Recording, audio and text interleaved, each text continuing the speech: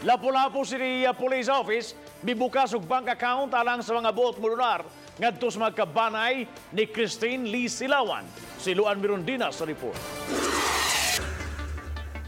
Sa text message, gikonpermar ni Lapu-lapu City Police Office Director Police Colonel Limwell Obon nga mi-open sila og bank account. Alang niadtong buot mo donate sa mga kabanay ni Christine Lee Silawan. Naaghat ang kapolisan paghimon ini tungod kay ubay-ubay ang mga pribadong individual nga gikatahong nagpakisusi kung unsaon nila pagpadangat sa ilang donasyon.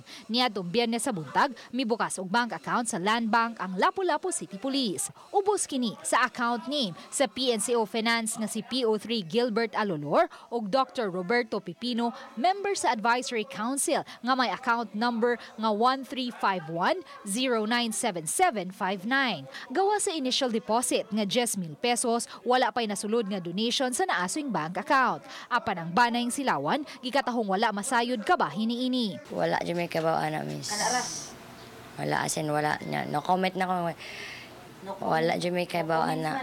Kung sa ito nakapost ito, wala dyan may na-side, wala na-inform na mga about anak.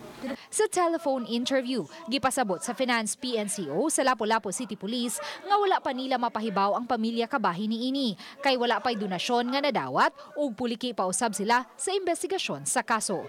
Uban ni Renan Tiquiñones, Luan Mirondina, Balitang Bisdak.